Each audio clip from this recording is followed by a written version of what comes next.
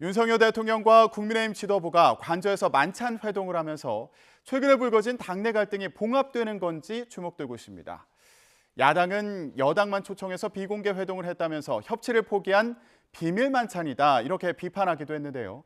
국민의힘 김기현 의원 연결해서 얘기 나누는 시간 마련했습니다. 네, 의원님 안녕하십니까? 네, 반갑습니다. 김기현입니다. 네, 자 주말 사이에요. 윤석열 대통령과 여당 지도부 만찬 회동이 여러 관심을 모았습니다. 의원님은 이번 만남이 어떤 의미가 있다고 보셨나요?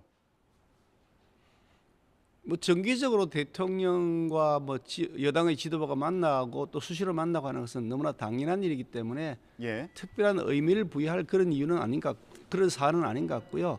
예. 이제 다만 이번에 관절을 얼마 전에 옮겼지 않습니까? 이제 관절 옮기고 일종의 집들이라 할까요? 또 그리고 여러 가지 이게 정기국회가 마감되는 현안 상황이기 때문에 현안에 관해서도 조금 서로 의견을 교환하고 이런 의미였다고 보기 때문에 통상적으로 늘 해야 되는 그런 당정 협의 그런 차원의 사안이었다고 생각하면 될 것 같습니다. 네.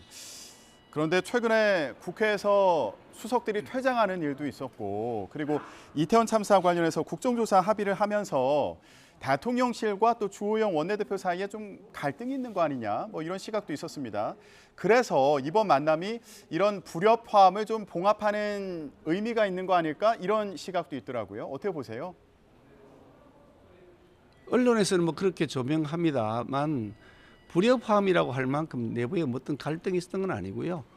저도 국정조사안에 대해서 제가 반대 표결을 했습니다만은 거의 제 개인적 소신에 의한 것이지 어떤 불협화음 이런 차원은 아니었습니다. 예. 당이라 하는 것이 모두 천편일률적으로 지시에 따라서 찬성하라면 찬성하고 반대하라면 반대하고 모든 것을 그렇게 할 수는 없지 않겠습니까? 그리고 자율적으로 선택에 따라서 표결하는 것이고요. 조금씩 의견이 다를 수도 있는 것이고 또 의견이 달라야 건강한 거 아니겠습니까? 그런 차원이라고 이해하시면 될 것 같습니다. 예. 그렇다면 일부에서는 이거 대통령실과 좀 같은 목소리를 내달라 이런 차원에서요. 기강 잡기의 의미도 있다 이런 해석을 하는 경우도 있는데 이 부분에 대해서는 동의하지 않으시겠군요. 기강 잡는 게 누가 누구의 기강을 잡는다는지 잘 모르겠습니다만 그 표현도 과도하기 짝이었고 이게 군 조직도 아닌데 무슨 기강을 잡습니까? 의견이 다를 수 있는 거죠. 의견이 전부 다 똑같아야 되고 의견이 다를 때 의견 조율하면 기강 잡는다 그러면 예. 그거는 정당의 자율성을 무시한 거죠. 너무 과도한 표현인 것 같습니다. 예. 자, 윤석열 대통령 이제 여당 지도부랑 만났는데 그 전날에는요. 친윤석열계 의원 네 분하고 부부 동반 모임을 했다. 이런 보도가 나오기도 했습니다. 근데 이런 소식 들으면 좀 안 가신 의원님들은 서운해 하실 것도 같은데 어떻게 들리셨어요? 저도 마침에 그 기사를 보고서야 그런 기사가 있다는 사실 알았습니다만은 그런 만찬 회동이 있었는지 제가 확인한 바는 없고요. 예. 있는지 없는지 잘 모르겠습니다만은 대통령께서 여당의 지도부뿐만 아니라 여당의 여러 다양한 의견을 듣기 위해서 사람들을 만나고 하는 것은 바람직한 일이기 때문에 그걸 그렇게 나쁘게 볼 일은 아니라고 생각합니다. 아, 그렇군요. 일부에서는 이거 의원님들 사이에 좀 편가르기 되는 거 아닌가 이렇게 보는 시각도 있어서 여쭤봤는데 그런 생각은 아니라는 입장이시군요. 제가 그 자리에 참석한 건 아니니까 제가 아니라는 말씀을 드릴 수 있는데 다른 분이 그 자리에 있었는지는 제가 잘 모르겠고요. 예. 그런데 참석 안 한 제가 보더라도 그걸 가지고서 자꾸 침소봉대할 일이 아니다. 대통령께서 어떻게든지 소통의 폭을 넓히기 위한 그런 첫 발걸음이라고 이해하면 될 것 같아 보이고요. 제가 그동안 겪어본 대통령의 여러 가지 성품들을 보면 굉장히 소통하는 것에 대해서 아주 폭넓게 이렇게 생각하시는 분이고요. 예. 그래서 그 기자실을 입구에 두고서 도어 스태핑을 시작한 것도 국민들에게 최대한 소통하겠다는 대통령의 의지가 담긴 것이기 때문에 예. 그런 면에서 보면 앞으로도 차근차근 여러 사람들하고 만나서 의견을 들을 것이라고 생각합니다. 예. 자, 그러면요. 이번 모임이 사실 공개되지는 않았거든요. 그러다 보니까 민주당에서는 사진 한 장 없는 만찬은 협치를 포기한 비밀 회동이다. 이렇게 비판하기도 했는데 이런 지적에 대해서는 어떻게 들으셨습니까? 민주당은 그야말로 내로남불입니다. 민주당은 자기들 지도부하고 대통령하고는 수시로 늘 만나서 협의를 했죠. 그런데 우리 당 지도부, 우리 여당이지 않습니까? 그럼 여당이 대통령하고 만나 수시로 협의를 하는 것이 맞지 안 하는 것이 맞습니까? 자기들이 할 때는 그건 로맨스고 우리가 하면 그게 불륜이라고 하는 그런 못된 DNA를 민주당이 좀 버렸으면 좋겠습니다. 아무래도 야당에서는 왜 여당만 만나고 야당 지도부와는 만나지 않느냐, 이제 이런 그 배경에서 비판을 하고 있는 상황으로 보이는데, 의원님은 어떤 생각 갖고 계세요? 야당 지도부와도 만나야 된다고 생각하십니까? 대통령께서 국정 현안에 대해서 필요할 경우 야당 지도부가 만나는 거 뭐 당연한 거죠. 그 뭐 순리에 따른 것이라고 보고요. 예. 그런데 뭐 야당이 요구할 때마다 매번 만나서 그러면 합니까? 그러면 정당의 지도부가 왜 있습니까? 야당의 지도부의 카운터파트는 여당의 지도부 아닙니까? 그래 지도부끼리 만나서 의논을 하고 또 필요할 경우 가끔씩 소통하기 위해서 대통령이 야당 지도부하고도 만나게 되겠죠. 제가 그 야당의 저희들이 작년에 우리 야당이었습니다. 그때 제가 우리 당의 대표 권한 대행을 했었는데요. 대통령과 만나자고 여러 차례 요청했는데 문재인 대통령이 답변이 없었습니다. 아니 뭐 만난다 안 만나 답변도 안 하시더라고요. 그러더니 나중에 미국 순방 다녀와서 문재인 대통령께서 순방 성과 홍보하기 위해서 한번 오라 그래서 만난 적이 있었을 뿐인데요. 문재인 대통령 시절에 그럼 야당 지도부하고 몇 번 만났는지 한번 자문해 보시길 바랍니다. 민주당은 뭐 민주당이 만나자 때만 계속 만나야 됩니까? 그러니 자꾸 엉뚱하게 그렇게 트집 잡는 거 좀 안 했으면 좋겠습니다. 근데 지금 민주당 쪽에서는 지금이 여당 지도부를 만날 때가 아니라 야당 지도부를 만나서 민생 법안과 관련해서 협치에 대해서 논의를 해야 될 때 아니냐, 이런 목소리를 내기도 해서요. 그런데 한편에서는 이게 이재명 대표 관련해서 수사가 진행 중이다 보니까 이런 이유로 만날 수 없는 거다, 이런 해석을 하는 경우도 있습니다. 이 부분 어떻게 보시나요? 입법사항은 국회 권한사항이지 대통령 권한사항이 아닙니다. 대통령이 뭐 국회를 뭐 좌지우지하는 게 아니잖아요. 그런데 대통령과 만나서 입법 처리에 대해서 논의하자는 것은 그건 어불성설이고요. 그래서 여야 지도부끼리 만나서 협의하면 되는 것이라고 제가 말씀드린 것이고, 예. 좀 전에 우리 앵커께서 말씀하신 것처럼 이재명 대표의 경우에는 아주 심각한 부패 혐의의 그런 몸통이 다는 의혹이 점차 강해지고 있지 않습니까? 증거가 상당 부분 많이 드러나고 있기도 하고요. 그러니까 민주당이 자꾸 엉뚱한 소리 하기 전에 민주당 지도부부터 먼저 조금 깨끗하게 청산해 주셨으면 좋겠습니다. 아니 그래가지고서 민주당 지도부를 계속 끌고 가겠다는 게 도대체 무슨 생각을 하고 계신지 저는 이해할 수가 없습니다. 이재명 대표가 물러나야 된다, 이런 입장을 강조하신 거죠. 저는 벌써부터 이재명 대표가 물러나는 것이 민주당이 살 길이라고 공개적으로 여러 차례 얘기했고요. 누가 보더라도 그 상식적으로 말이 안 되는 것 아니겠습니까?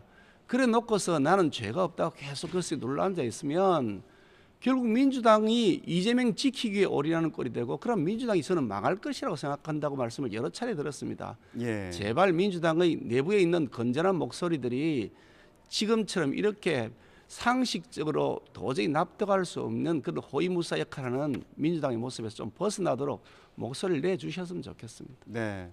저희가 주말에 있었던 윤석열 대통령과 여당 지도부 사이 만찬에 대해서 얘기를 하고 있는데, 만찬 직전에 김건희 여사가 관절을 소개하면서 캄보디아에서 심장병 아동 만났던 것과 관련한 야당 공세에 대해서 너무한다, 이런 취지의 발언이 있었다는 보도도 있었습니다.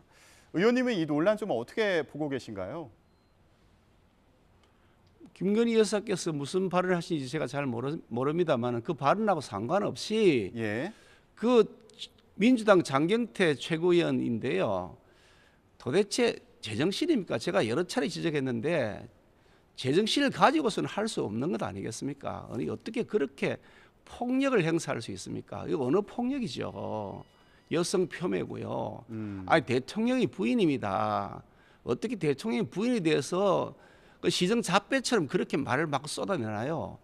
사과할 때 사과는 하지 않고 도로 조명 찾으러 사람 보냈는데요. 나 원참 조명 찾으러 사람 보낼 시간 있으면 제가 윤지호 찾으러 좀 가라 그랬습니다. 거짓말로 국민들을 속였던, 그리고 민주당이 앞장서서 그 거짓말을 증폭시키면서 국민들을 현혹시켰던 그 장본인 윤지호 좀 찾으러 사람 좀 보내라고 제가 그렇게 얘기했는데, 민주당 정말 정신 좀 차렸으면 좋겠습니다. 네. 야당이 가짜 뉴스를 퍼뜨린다, 이런 취지로 이제 비판을 하시는 건데, 그렇다면 술자리 의혹 제기했던 김의겸 의원 같은 경우에는 어떻게 해야 된다고 보십니까? 김어겸은 벌써 국회의원직 빼앗아야 되는 거 아닙니까? 제가 공개적으로 입장을 밝혔습니다. 아니 그분이 그냥 국회의원이 아니고 민주당 이재명 대표가 있는 민주당의 대변인입니다. 민주당을 대변하는 사람이 가짜 뉴스를 유포하는 수준이 아니라 조작하고 자기 말로 서로 협조했다는 거 아닙니까 사전에. 그러니까 공모한 거죠. 아니 가짜 뉴스를 만드는데 공모하고 그것을 퍼뜨리고 국회의원 면책 특권을 이용해서 국정감사장에서 그걸 가지고 온 국민을 혼란 속에 빠뜨렸던 사람, 이런 사람에 대해서도 책임을 묻지 않고 내 편이니까 계속 안고 가겠다. 아니 그게 정당이 정상적인 모습입니까? 저는 민주당이 도대체 무슨 생각을 하고 있는지 모르겠는데 제가 여러 차례 말씀드렸습니다. 민주당 이런 식으로 가면 자멸의 길로 들어가는 겁니다. 예.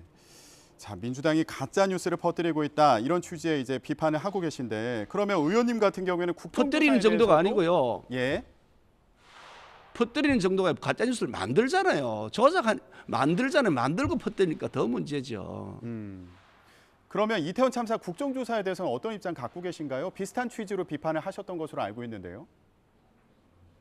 이태원 참사에 관해서는 사실은 그 정말 국민적인 그런 비극이죠. 그래서 그 원인이 무엇인지 그 책임을 누가 져야 되는 것인지 명명백백하게 밝혀야 됩니다. 아마 대통령께서도 그 뜻을 밝히셨고 저는 대통령 뜻이 명확하다고 생각하고 저도 똑같은 생각입니다.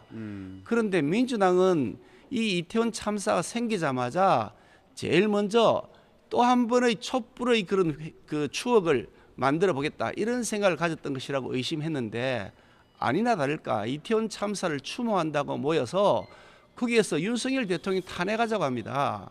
아니 윤석열 대통령이 이태원 참사를 조작을 했습니까? 아니 뭐 그걸 만들었습니까? 뭐 거기 진상조사를 은폐했습니까?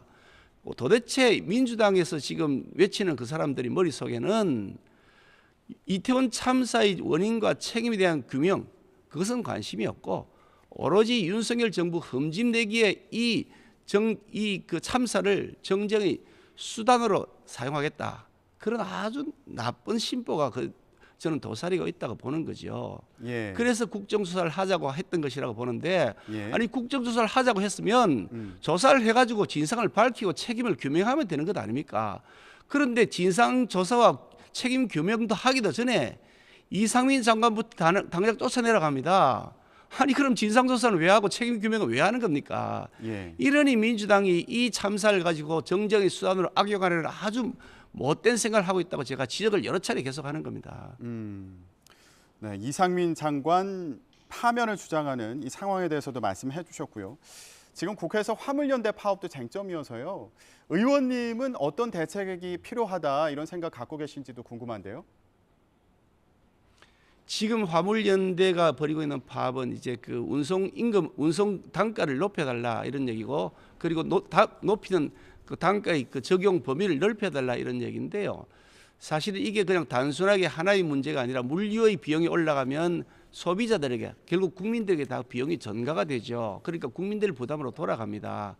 과연 그것이 요즘처럼 이렇게 어려운 경제 여건에서 더구나 앞으로 상당 기간 동안 경기가 어려울 것이라고 예견되는 상황에서 바람직한 것이냐, 경제에 주는 충격이 얼마나 큰 것인가 하는 것에 대한 심각하고도 매우 심도 있는 그런 논의가 필요한 시점이고요. 예. 그런 차원에서 머리를 맞대고서 서로 의견을 조율하는 것이 맞지, 그렇지 않고 주유소에 기름을 바닥내자, 기름을 많이 넣어서 주유소에 기름을 바닥내서 모든 국민들이 꼼짝 못하게 만들어놔서 국민을 볼모로 삼자, 이렇게 한다 그러면 그것은 정상적인 노동운동의 범위를 벗어났다. 저는 그렇게 생각하는 겁니다. 예. 자, 오늘 교섭 상황이 어떻게 진행될지 또 정부에서 어떤 대책을 내놓을지 관심이 집중되고 있는데요. 계속 지켜보기로 하겠습니다. 의원님, 당권 관련 얘기도 좀 해보겠습니다. 의원님이 주도하고 있는 혁신24 새로운 미래에 나경원 전 의원이 강연자로 나서서 또 관심을 끌었거든요. 근데 나경원 전 의원도 당권 주자로 거론되는 상황이어서 이거 두 분 사이에 좀 거리가 좁혀지는 거 아니냐 이런 시각도 있더라고요. 예, 의원님 입장에서 나 의원님은 경쟁자로 안 보시는 건가요? 어떻습니까? 우선 나경원 전 의원 같은 경우에는 뭐 아직 당권 출마하겠다는 의견을 밝힌 적이 없기 때문에 당권 주자 이렇게 표현하기는 좀 뭐 그렇게 아직 시기적으로 이른 것 같고요. 예. 나경원 전 대표는 저하고 개인적으로도 굉장히 친한 사이이기도 하지만 뭐 17대 국회 처음 시작할 때 같이 국회에 들어왔습니다. 그러니까 친한 사이이기도 하지만 생각도 굉장히 비슷합니다. 뭐 서로 지향하는 목표도 굉장히 비슷하고요. 그래서 그동안 서로 많은 교감을 이루어왔던 관계인데 최근에도 뭐 만나서 얘기도 나누고 뭐 통화도 하고 그렇게 하는 사이입니다. 그래서 나경원 전 대표가 가지고 있는 생각, 김건희가 가지고 있는 생각이 매우 흡사하기 때문에 서로 공동 보조를 잘 맞출 수 있을 것이다. 저는 그렇게 믿고 있습니다. 예, 알겠습니다. 국민의힘 당권 관련된 얘기까지 나눠봤습니다. 네, 지금까지 전국 이슈 관련해서 국민의힘 김기현 의원과 얘기 나눴습니다. 의원님 오늘 말씀 고맙습니다. 감사합니다.